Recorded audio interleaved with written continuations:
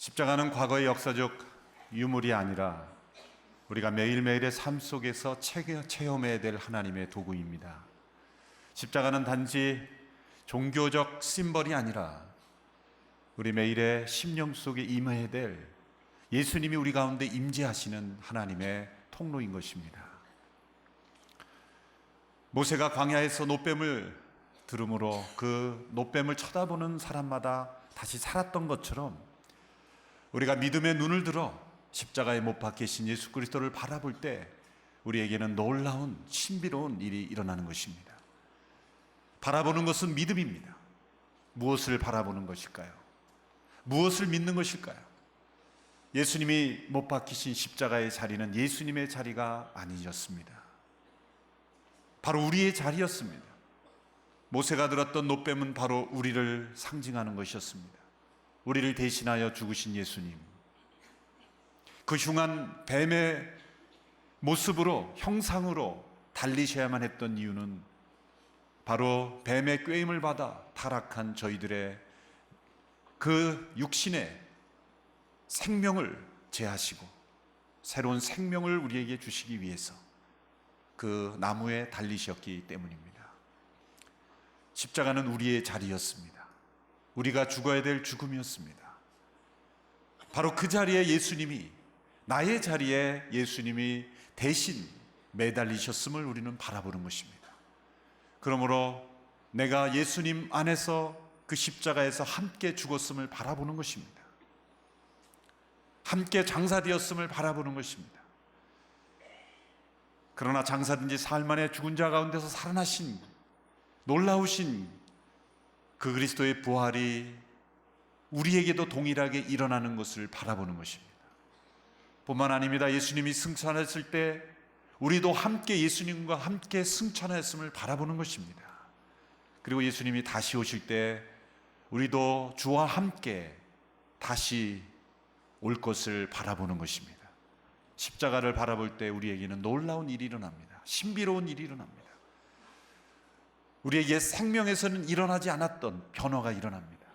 내 힘으로 끊을 수 없었던 죄로부터 벗어나게 됩니다. 자유케 됩니다. 해방케 됩니다. 내 안에 새로운 능력이 일어나게 됩니다. 새로운 생명의 역사가 일어나죠. 그 생명의 역사로 말미암아 예전에 누릴 수 없었던 평안을 누리고 기쁨을 누리고 그리고 행복을 누리게 됩니다. 십자가 앞에서 우리가 우리 자신을 부인하게 될 때 동시에 일어나는 것이 있습니다. 바로 새로운 생명으로 인해서 우리 자신을 긍정하게 된다는 거죠. 자기 부인과 더불어서 우리는 십자가에서 자기 자신을 긍정하게 됩니다. 옛사람은 부정하되 새 사람이 우리의 삶을 긍정하고 우리 미래를 긍정하고 어떠한 고난과 상황 속에서도 우리는 긍정할 수가 있게 되는 것이죠. 옛사람의 긍정은 나는 뭐든지 할 수 있다라고 말합니다. 그러나 그것은 진실이 아닙니다. 우리가 할 수 있는 일이 없는 일이 얼마나 많습니까? 옛사람의 긍정은, 세상의 긍정은 무엇이든지 할 수 있다 말하지만 새 사람의 긍정은, 십자가의 긍정은 내게 능력 주시는 자 안에서 내가 모든 것을 할 수 있다고 고백합니다. 옛사람의 긍정은 죄가 있어도 문제가 있어도 없는 것으로 여기고 살라고 말합니다. 그러나 새사람의 긍정, 십자가의 자기 긍정은 우리의 죄를 십자가에서 해결하고 회개하고 그럴 때만 우리에게 새로운 길이 열린다라고 고백하는 것이죠. 옛사람의 긍정은 내가 잘 된다고 생각하면 무엇이든지 잘 될 수 있다라고 말합니다. 세상의 긍정이에요. 그러나 십자가 안에서 변화된 자기의 긍정은 내 연약함에도 불구하고 나의 부족함에도 불구하고 하나님의 뜻이면 나를 통해 이루어진다라고 고백하는 거예요. 이게 십자가의 자기 긍정입니다. 우리는 십자가 위에서 나를 부인함과 동시에 나 자신을 긍정하게 되는 거예요. 이건 역설적인 고백이죠. 어떻게 나를 부인하면서 동시에 나를 긍정하게 해주게 될까요? 그것은 옛사람과 새사람이 십자가 위에서 분리된 가운데 새로운 생명이 우리 가운데 일어나는 가운데 우리에게 새로운 인생에 대한 소망과 비전과 그리고 긍정이 생기는 것이죠. 그리스도 안에 있는 나를 새롭게 발견하게 만들기 때문입니다. 이제는 나를 옛 사람의 내가 아니라 새로운 사람, 하나님이 주신 새로운 생명의 나로 발견하게 되는 것. 그리스도 안에 있는 나에게 주어진 하나님의 은총. 로마서 8장 1, 2절에 이렇게 고백하죠. 누구든지 그리스도 예수 안에 있는 자는 결코 정죄함이 없나니. 로마서 8장 마지막 구절 이렇게 끝납니다. 그 무엇보다도 하나님의 사랑에서 끊을 수 없느니라. 끊을 수 없는 하나님의 사랑. 내가 그리스도 안에 있기에 그 어느 것도 나를 끊을 수 없다. 이 끊어지지 않는 하나님의 사랑 안에 있는 나를 발견하고 우리는 인생을 긍정하게 되는 것이죠. 십자가의 자기 긍정이 어떻게 가능합니까? 첫째로 십자가는 우리 자신의 가치를 발견해 주기 때문이죠. 우리가 얼마나 소중한 존재인가, 그것을 십자가는 우리에게 보여주는 것입니다. 우리가 얼마나 소중한 존재입니까? 하나님의 아들이 우리를 대신하여 십자가에 못 박기까지 우리가 가치 있는 것입니다. 십자가는 우리의 죄를 멸함과 동시에 우리가 얼마나 소중한 존재인가를 우리에게 가르쳐주는 하나님의 사랑의 도구였습니다. 그리스도께서 우리를 대신하여 죽으심으로 하나님께서 우리에 대한 자기의 사랑을 확증하셨느니라. 우리 옛사람은 하나님의 공의로운 심판을 받았지만 우리는 하나님의 그 사랑으로 다시 살아남을 입어야 될 소중한 가치라는 것. 우리는 십자가 위에서 나의 가치를 깨닫고 나의 삶을 긍정해야 되는 줄로 믿습니다. 최근에 맥스 루케이도 목사님 책이 한 권 두란노에서 번역됐는데 하나님 저도 고칠 수 있나요? 라는 제목으로 번역된 아주 좋은 책이 있습니다. 그 책에 보면 이런 이야기가 나옵니다. 어느 도시의 큰 백화점에 도둑이 들었습니다. 그 도둑이 들어서 밤새 그 백화점 안을 뒤지고 다니더니 무사히 빠져나갔습니다. 그런데 이상한 일은 그 도둑이 아무 물건도 훔치지 않았다는 거죠. 모든 물건이 그대로 있었습니다. 그런데 그 도둑이 밤새도록 한 일은 모든 물건들의 가격표를 다 뒤바꿔 놓은 겁니다. 아주 비싼 것을 싼 가격표로 바꿔놓고 아주 싼 것을 아주 비싸게 바꿔놓고 수백 불짜리는 몇 불짜리로, 몇 불짜리는 수천 불짜리로 다 가격표를 바꿔놓고 떠나간 것입니다. 다음날 직원들은 아무 일도 없었다는 듯이 일을 시작합니다. 그래서 손님을 맡기 시작했어요. 4시간 동안 그 일이 지속됐다는 거예요. 직원들이 알지 못했다는 거예요. 그 사이에 바가지 요금을 쓰고 간 사람도 있겠고 또 이게 웬 횡재냐 그리고 비싼 물건을 싸게 사간 사람도 있었다는 거예요. 왜 그 이야기를 거기서 기록했냐면 바로 우리 인생에 일어나는 모습이라는 거예요. 사탄은 이 세상에 일어나는 모든 일의 가격표를 다 바꿔놓은 거예요. 너무나 소중한 가치를 아무 가치 없는 가격표처럼 바꿔놓는 거예요. 우리는 왜곡된 가치 체계 속에 그리고 잘못된 가치 속에서 우리가 살아가고 있다는 거예요. 이 사탄이라는 도둑이 우리의 인생의 가치를 다 바꿔놓은 거예요. 천하보다 귀중한 생명을 그 작은 돈의 유혹에 넘어가 사람의 생명을 해치는 잘못된 가치체계 속에 만들어 놓은 거예요. 너무나 적은 돈으로, 무가치한 돈으로 국가를 배신하고 은혜를 배신하고 관계를 깨트리고 상처를 주는 인생들로 우리를 바꿨다는 거예요. 우리의 가치체계는 지금 심각한 혼란 상태에 있다는 거예요. 사단이 그렇게 만들어 놓았어요. 부모님들은 자녀를 평가할 때 잘못된 가치로 평가합니다. 공부를 잘하면 가치 있는 사람이요, 공부를 못하면 가치 없는 인생이라고 말해요. 잘했을 때는 칭찬받을 사람이지만 무엇인가 실수했을 때는 버림받아 마땅하다고 가르칩니다. 자라면서 부모님에서 잘못된 가치체계를 받습니다. 세상에 나오면 실력 있고 능력 있으면 가치 있는 인생이요, 그렇지 못하면 시험에 떨어지면 무가치한 인생이라고 평가받는 세상 속에서 우리는 잘못된 가치체계 속에 살아가고 있어요. 가장 잘못된 가치체계는 사람의 외모에 의해서 외모가 훌륭하면 가치 있는 사람이요, 외모가 그렇지 못하면 가치 없다라고 여기는 것. 보이는 것에 의해서 내 인생의 가치를 평가하고 있지 않습니까? 우리 모두가 다 이 가치 체계가 혼란해져 있어요. 백화점의 모든 가격표를 바꾸는 그 백화점의 모습처럼 이 세상의 모든 사람들이 잘못된 가치 체계 속에 자기 자신의 인생을 평가하고 있다는 거예요. 어디서부터 이 가치 체계가 잘못됐습니까? 사단이 우리의 마음속에 거짓말을 심어놓기 때문에 죽으면 끝이다라는 생각이에요. 죽으면 모든 것이 끝이다라고 생각할 때 우리는 아무 책임도 없이, 기준도 없이, 옳고 그름에 대한 판단도 없이 그냥 아무렇게나 살다가 죽으면 끝이다라는 생각 속에 우리의 가치는 다 혼란해져 버리고 만 것입니다. 죽음은 끝이 아닙니다. 죽음 이후에는 심판이 있을 것입니다. 그리고 믿는 자에게는 영생이 있을 것입니다. 우리의 인생의 가치를 무엇으로 평가합니까? 예수님이 이 세상에 오셔서 많은 사람들을 만나셨을 때 사람들을 놀라게 했던 것은 예수님은 그 세상의 가치로 사람들을 평가하지 않으셨다는 것에 사람들은 새로운 희망을 얻었던 거예요. 예수님이 주로 만나셨던 사람들은 그 당시에 사람들의 기준을 볼 때는 세상에 도움이 안 되는 사람들이었어요. 죄인이라 불렸던 사람들, 장녀, 그리고 사마리아인들, 이방인들을 개도 여겼던 유대인들이 볼 때는 만나서는 안 되는 사람들, 가치 없는 인생들, 버림받은 인생들, 사회에 도움이 안 된다고 여기는 사람들, 그런 사람들을 대할 때 예수님은 그들의 죄는 예리하게 지적하지만 그들을 대할 때 그들이 얼마나 소중한 가치 있는 사람이라는 것, 예수님을 만나는 모든 사람마다 가치를 느꼈어요.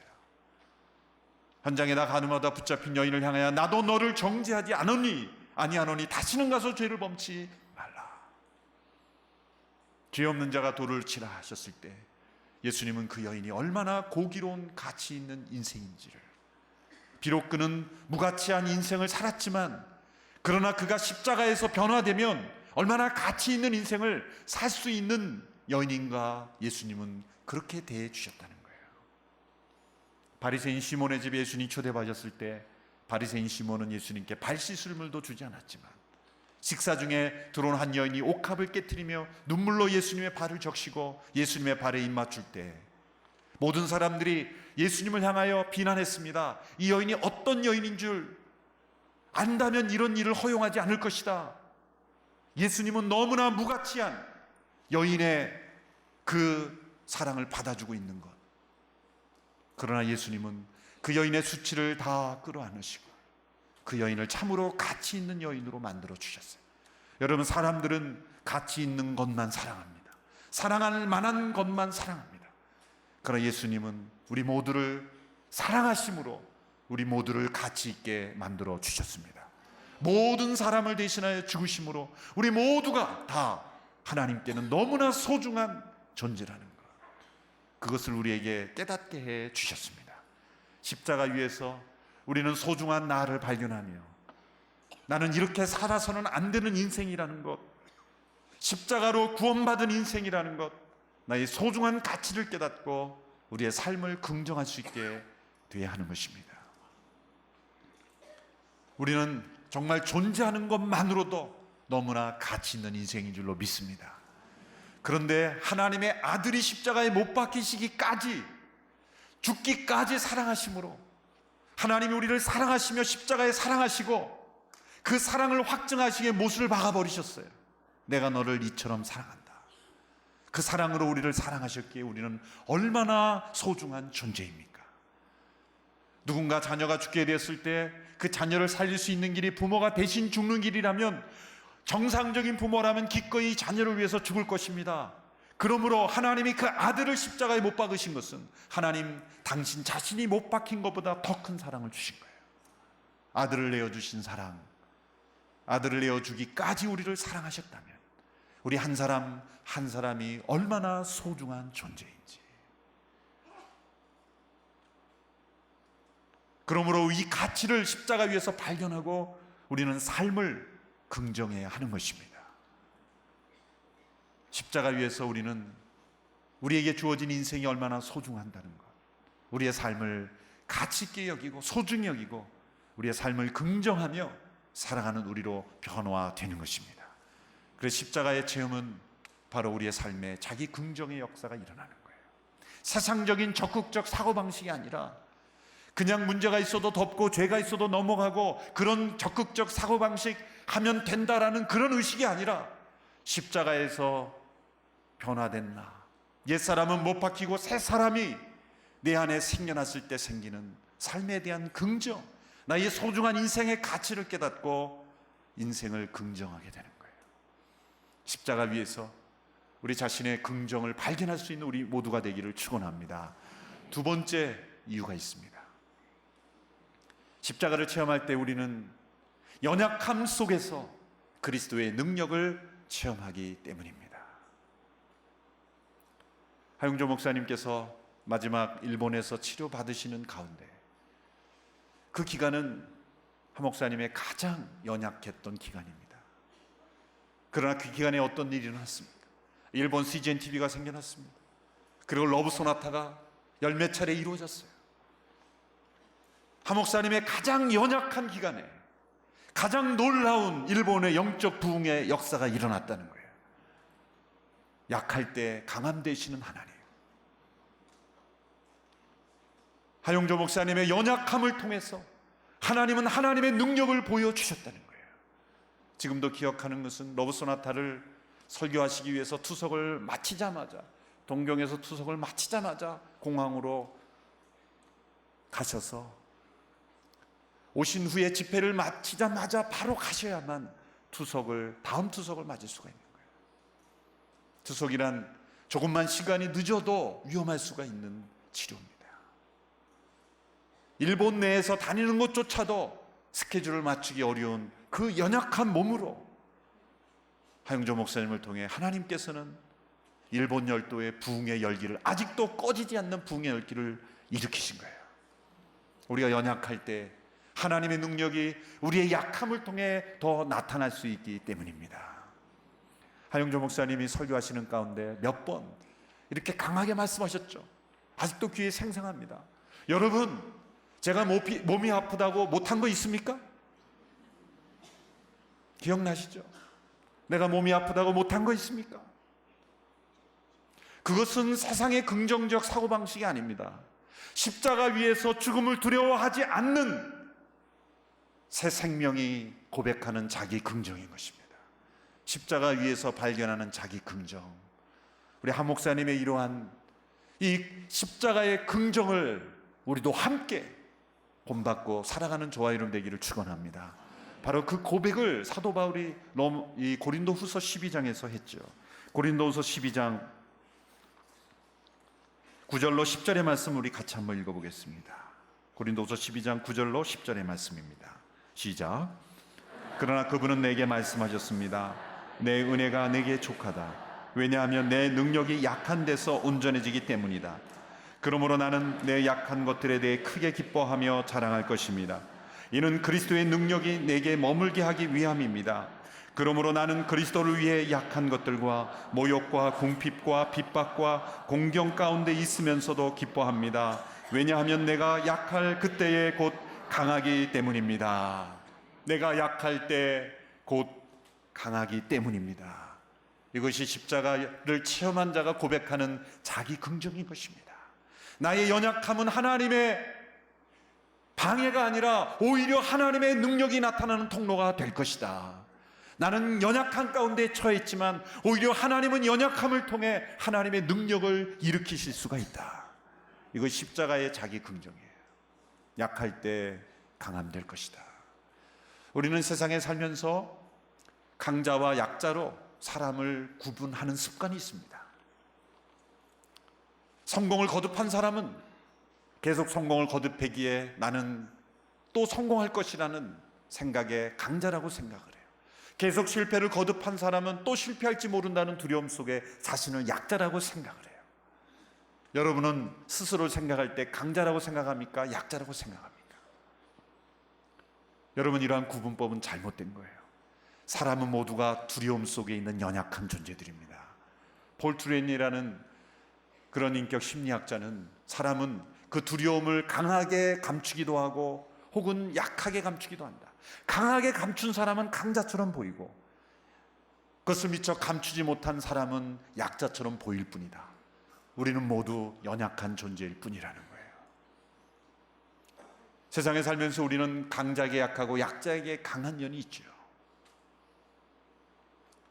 직장에서 강자인 상관에게 괴롭힘을 받은 사람은 집에 와서 약자인 가족을 괴롭힙니다. 그런데 직장에서 약자들을 괴롭히는 상관은 집에 가보면 강자가 있어요. 아내.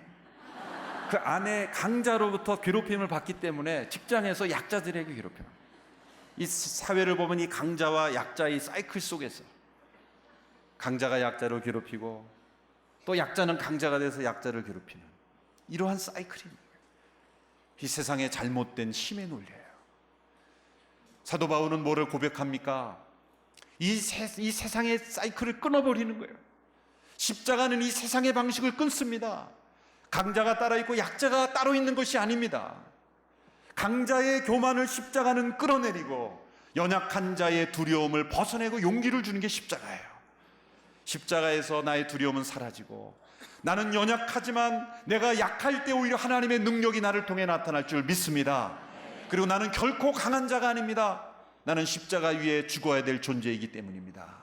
절대 교만하지 않습니다. 십자가를 체험한 사람은 자신을 강자라도 생각하지 않고 약자라도 생각하지 않습니다. 내가 약할 그때에 곧 강함이니라. 내가 강할 수 있는 것은 그리스도께서 내 안에 살아계시기 때문에 나는 강할 수 있다. 이것이 이 세상의 방식이 아닌 십자가를 체험하며 살아가는 인생의 고백인 것입니다. 사도 바울이 자신의 약함 속에 강하게 되는 이유를 이렇게 설명합니다. 그리스도의 능력이 내게 머물게 되기 때문이다. 여러분, 그리스도의 능력은 어떤 능력입니까? 기적을 일으키는 능력입니까? 아니죠. 그것은 십자가의 연약함으로 죽임당하는 능력이었어요. 십자가에서 내려올 수 있었으나 내려오지 않는 능력이었어요. 의인이었지만 죄인 취급을 받고 죽임을 당하는 능력이었어요. 강한 분이셨지만 스스로 연약한 자가 되는 능력이었어요. 능력이 있었지만 능력을 사용하지 않고 그 능력으로 도리어 죽기까지 낮아지시는 능력. 스스로 연약한 자가 되심으로. 왜요? 우리를 강하게 하시기 위해서. 십자가의 죽으심으로 우리를 다시 살리신 주님의 능력. 우리는 그 안에서 우리 어떤 연약함에도 불구하고 우리는 강건하게 될 줄로 믿습니다. 병들어 몸이 아파 누워있는 분들, 아무것도 할 수 없다라고 좌절하고 있는 분들, 이제 십자가 위에서 여러분이 자기 자신을 긍정할 수 있게 되기를 바랍니다. 내게 능력 주시는 자 안에서 나는 모든 것을 할 수 있느니라. 내가 약할 때에 곧 강함이니라. 내가 연약하게 그리스도의 능력이 내게 머물 수 있게 됐음을 믿습니다.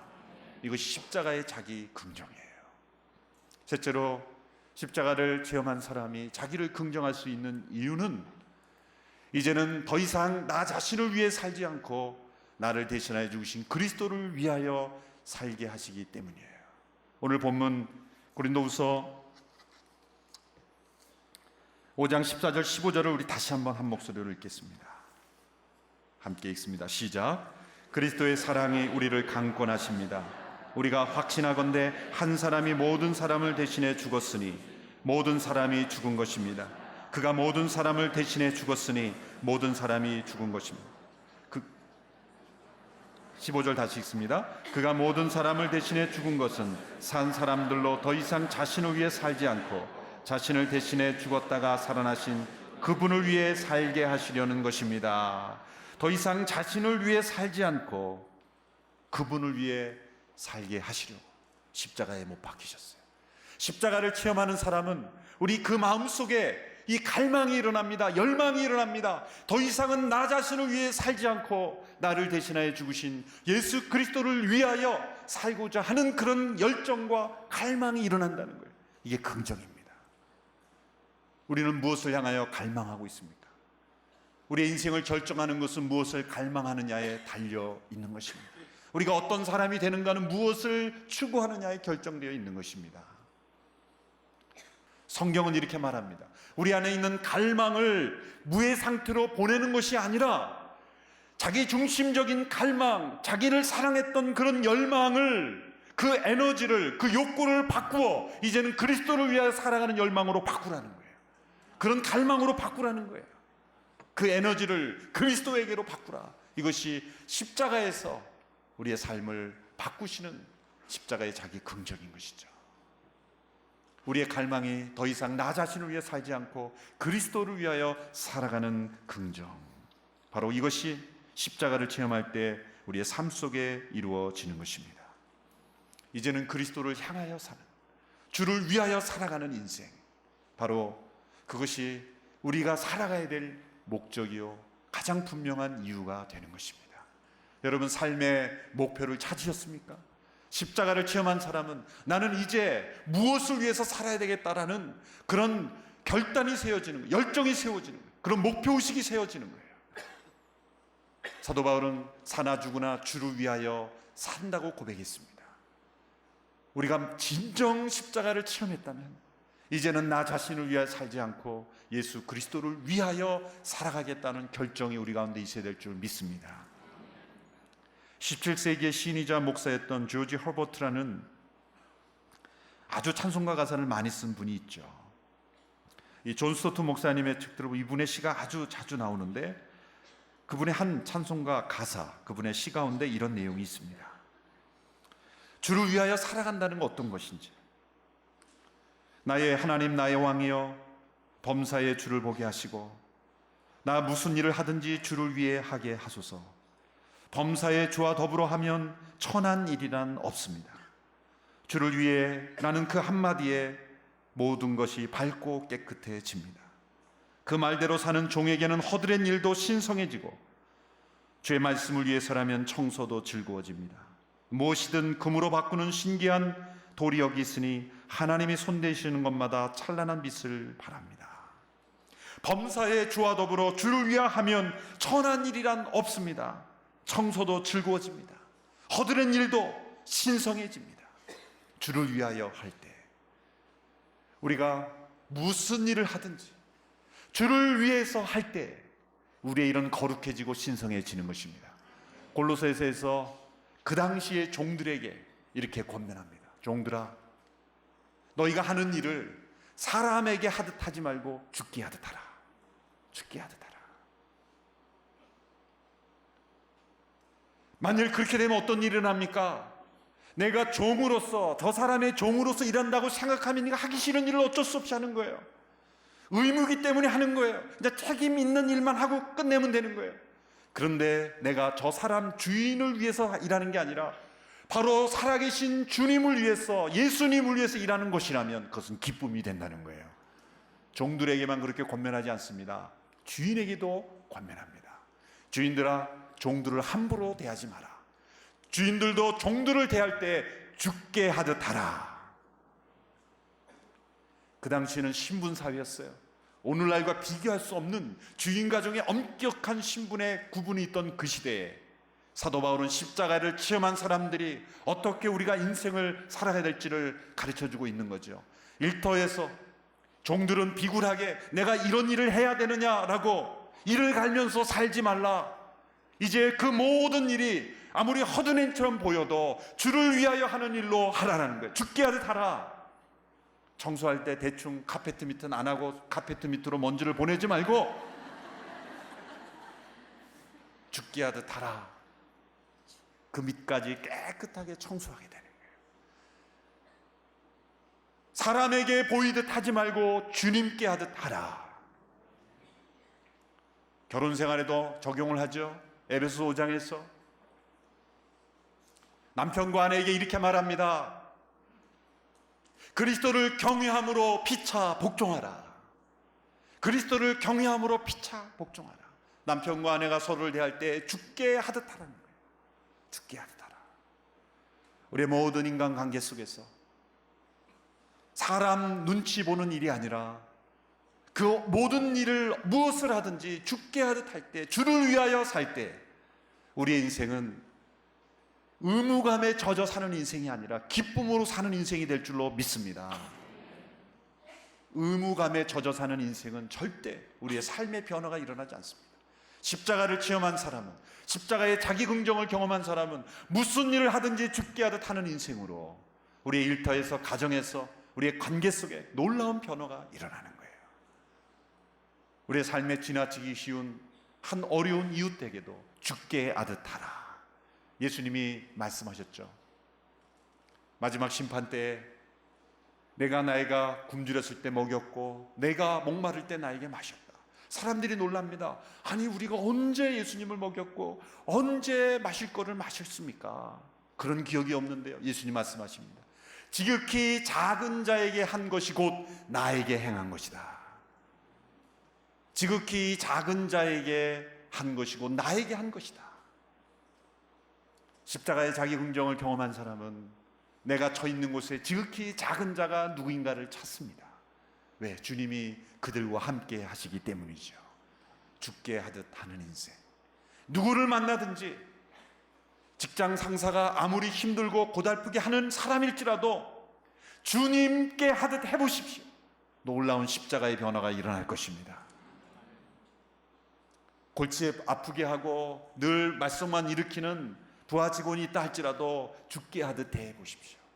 십자가의 능력이 그 직장에 임할 줄로 믿습니다. 부부관계에도 부자관계 마찬가지예요. 부모에게는 주 안에서 순종하라 그랬어요. 그리고 자녀에게는 노엽게 하지 말라.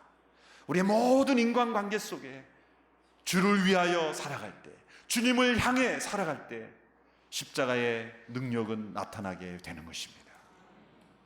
바로 십자가를 체험한 사람들은 우리 인생에 이런 경험을 하는 거예요.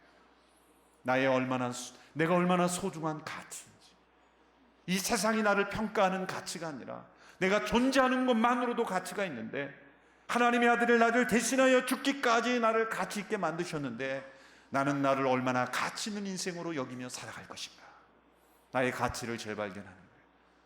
내가 비록 연약하고 고난 가운데 있었지만은 모든 것을 합력하여 선을 치는 아버지께서 나의 연약함을 통하여서 하나님의 능력이 나타날 수 있다, 그리스도의 능력이 나타날 것이다 믿고 내가 약할 때 곧 강함이라 고백할 때 우리는 우리의 삶을 긍정할 수 있게 되는 것이죠. 그리고 더 이상 나 자신을 위해 사는 것이 아니라 이제는 그리스도를 위하여 살아가는 인생이 되는 거예요. 오늘 말씀에 그리스도의 사랑이 우리를 강권하십니다 그랬죠. 강권이라는 말은 이런 뜻이에요. 다른 여지가 없다는 거예요. 다른 여지가 없다는 거예요. 이제는 그리스도를 위하여 살아가는 것 외에는 나의 삶에 기쁨을 주는 것이 없다는 거예요. 다른 여지가 없는 것. 이제는 오직 예수 그리스도를 위하여, 그리스도를 향하여 살아가는 인생만이 나의 가장 인생의 큰 보람이요 기쁨이요, 그것이 나의 전부이며 나의 인생의 목표가 되는 것. 이것이 십자가에서 경험하는 자기의 긍정인 것입니다. 우리가 십자가에서 자기를 부인하며 동시에 나의 소중한 가치를 깨닫고 우리에게 주어진 인생을 긍정으로 살아가는 우리 모두가 되기를 축원합니다. 십자가의 자기 긍정, 하나님 우리에게 주시는 새 생명의 축복입니다.